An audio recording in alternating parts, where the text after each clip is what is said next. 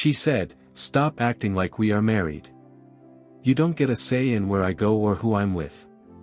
Everyone laughed. I simply smiled and kept quiet. But when she returned from her weekend away, her tea didn't work. And the neighbor told her exactly why. My girlfriend Jane and I have a deep disagreement about the nature of truth. I think that if you live in someone's house, eat their food, and use their Wi-Fi, you are in a partnership. Jane believes she's a heavenly body, and I am a little, insignificant planet trapped in her gravitational attraction.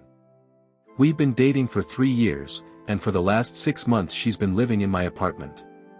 My name is on the mortgage, my name is on the bills, and my name is on the small plaque at the door that reads, "The Williams," which she bought without telling me and now appears overly optimistic. I'm a really easygoing person. I like my calm life. I work from home as a graphic designer. I have a number of good close friends. And my idea of a crazy Friday night is trying a new brand of frozen pizza. Jane is not like that. Her life is a performance, and her fans are her 3 best close friends. Their names are Mary, Diana, and Rose. The issue at hand came up last weekend. I was preparing dinner, and Jane walked into the kitchen, phone held to her ear, prepared to go out. She was in the heat of a loud, one-sided conversation with a friend. "Oh my goodness, yes, I am so in," she said into the phone. "A weekend away is precisely what I need." "No, he is not coming. Don't be ridiculous." She hung up and looked at me, smiling. "Good news. The girls and I will be going to the lake this weekend. Leaving tomorrow." This was the first I had ever heard of it. "Oh, okay," I responded, stirring the pasta sauce. "That sounds interesting. Which lake are you all going to?" It was a simple logistical question, one that anyone in a normal relationship could ask. Jane, however, looked at me as though I had just asked her to explain the concept of quantum physics in ancient Greek. She let out a quick, loud laugh and turned to her friend Mary, who had just arrived at the door. "Can you believe him?" Jane said, rolling her eyes. "He wants to know where I'm going." Mary grinned, looking me up and down like I was a piece of furniture she could have considered throwing out. Jane then turned back to me, placed her hands on her hips, and gave a statement that could echo through the hallways of history, or at least through my near future. "Stop acting like we're married. You don't have a say in where I go or who I hang out with." Her friends, who had all gathered in my kitchen by this point, erupted into laughter. It was an arrangement of derision. They truly thought this was the height of comedy, a man in his own house being told he has no right to ask an ordinary question about his live-in girlfriend's plans. Fantastic. I just stayed there, carrying a wooden spoon with pasta sauce dripping onto the ground. And I didn't get angry. I didn't argue. A weird, zen-like calm swept over me. The part of my brain that was striving to make this relationship work just packed its small bags, put on a small hat, and slowly left the building. I looked at her smug, grinning face, and I just grinned back. A huge, friendly, totally empty smile. "You know what?" I said, my voice filled with joyful agreement. "You are 100% right. My mistake." They all laughed again, believing I was just backing down. Jane gave me a smug, gentle pat on the cheek, and then they all walked out of the house, off to some pre-weekend away cocktail hour. I remained in the kitchen for a while, silence broken only by the boiling of the pasta sauce. "That's fine," I said to myself, a new, much more fascinating plan was starting to emerge. Not married, no say. Understood it. The weekend was going to be exciting after all, just not for her. Update 1. The instant Jane's car, definitely packed with 5 different varieties of glitter and a case of rose, vanished down the street on Friday afternoon, and I jumped into action. My first move wasn't packing or doing cleaning. It was something of strategic importance. I walked next door to Mrs. Diamond's residence. Mrs. Diamond is a 79-year-old widow with a beautiful smile, a prize-winning rose garden, and a surveillance system that would make the CIA envious. Nothing takes place on our street without her becoming aware of it. I gave her a piece of the lemon cake she loves and sat with her on her porch. "Mrs. Diamond, after we talked about the weather and the moral failings of the vicinity squirrels, I have a little problem, and I need your assistance. It involves just a little bit of theater." Her eyes brightened up. The woman likes drama more than she likes her roses. I explained what had transpired. I told her Jane's exact words, "Stop acting like we're married." I didn't have to exaggerate. The painful reality was devastating enough. By the moment I finished, Mrs. Diamond began to pat my hand with a look of pure rage on her face. "That disgusting little hussy," she exclaimed. "Do not worry, Jerry. You leave it to me." "What's my line?" I gave her a simple script. When Jane came back and definitely found herself locked out, she had to seem confused and give a few key details of information. Mrs. Diamond took to the work with the passion of an experienced Broadway actress rehearsing for opening night. With my partner secured, I went home to begin what I called Operation Bachelor Pad Resurrection. My house for the past 6 months had been a mass of beige pillows, meaningless small bowls that contained nothing, and artwork that looked like a printer had run out of ink halfway through the work. It was time to regain my territory. I didn't only pack Jane's belongings. I selected them. I got plenty of cartons and a thick black marker. The first box was labeled Daily Clothes. The second was Pretty Clothes for Fancy Outings I Was Not Invited to. The third, and my personal favorite, Mystical Beautiful Dresses That Shed Sparkles on Everything I Own.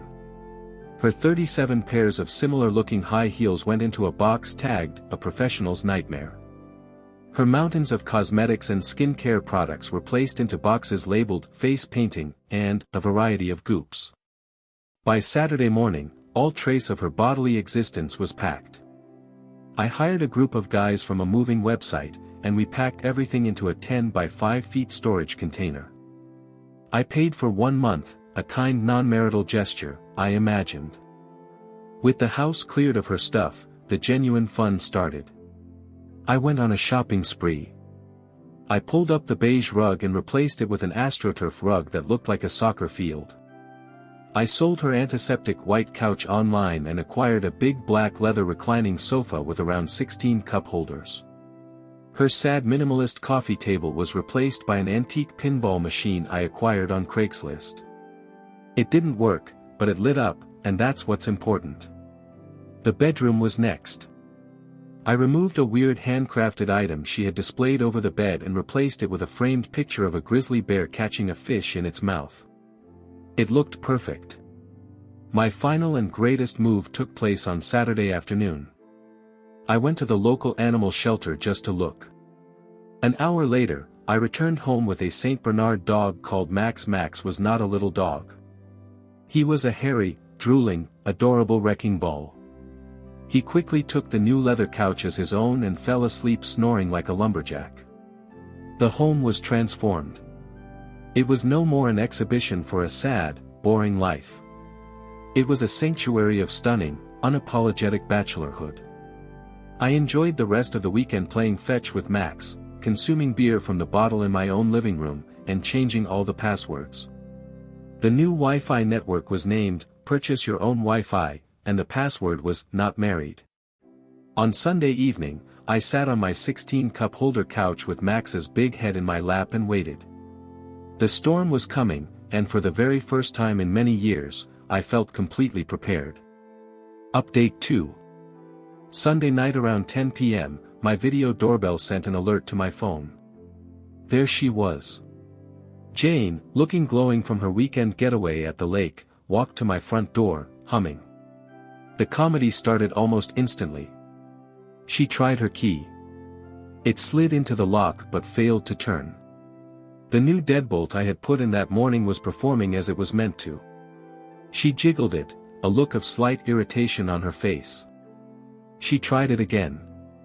Then she let out a frustrated sigh and began to bang on the door. From the sofa, Max lifted his big head, let out a deep booming woof, and then went back to sleep.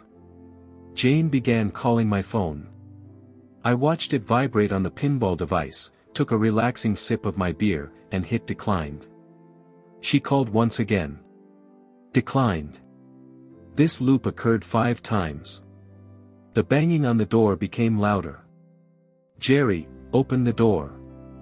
What is wrong with you? My key is not working. I stayed silent. This was all part of the show. After another 5 minutes of constant pounding, she appeared to give up. The doorbell camera caught her walking on the porch, brushing her hands through her hair, and then, right on time, a porch light flashed on next door. It was Mrs. Diamond, in her housecoat, carrying a watering can. Showtime. Oh, Jane, is that you? Mrs. Diamond called out, her voice a perfect combination of surprise and neighborly concern. Mrs. Diamond, thank God, Jane said, running over to the edge of my porch. I cannot get in. My key is not working. Is Jerry at home? I can see the lights on. Oh, Jerry's home, Mrs. Diamond replied, nodding gently. He's had the most fantastic weekend.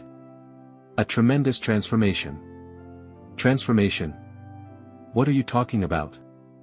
Well, he told me the good news, Mrs. Diamond said, leaning on the railing covertly. He said you two are not married. He said he doesn't get a say in anything you do, so he chose to celebrate his newfound freedom. He transformed the whole house. It's a man's home now, he said.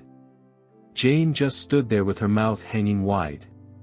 And his best part, Mrs. Diamond continued, almost holding her pleasure, he got a dog. A very big cute boy named Max. He said he wanted a companion who was committed and didn't talk back. Isn't that wonderful? The look on Jane's face was a masterpiece of confusion and panic. She slowly turned and looked through my living room window. From my position on the sofa, I saw her face pushed to the glass. Her eyes opened as she took in the situation, the soccer field rug, the pinball machine, and the massive snoring Saint Bernard occupying her position on the new couch. She screamed a sound that was somewhere between an explosion and a sob. She took out her phone and started messaging me. My phone lit up with a novel of resentful all-caps messages. That's when I decided to reply. I sent her a simple text. You said to stop acting like we're married. You claimed I don't get a say. I agree. This is my home, and you don't get a say about the way I live in it. Because we're not married, I've returned your non-marital belongings to a safe place. The address is 123, Storage Way, Unit 42. Have a fantastic life. I then blocked her number. The doorbell camera captures her reading the text. She looked at her cell phone. She looked at the window. She looked at her phone. Then she let out an outburst of pure, unmitigated madness and threw her phone onto my lawn. It was an incredible breakdown. She ranted and screamed for another 10 minutes until her friend Mary arrived to pick her up. The following day, an expected social media campaign started, hazy posts about being betrayed, about men who can't handle a strong, independent woman. It was terrible.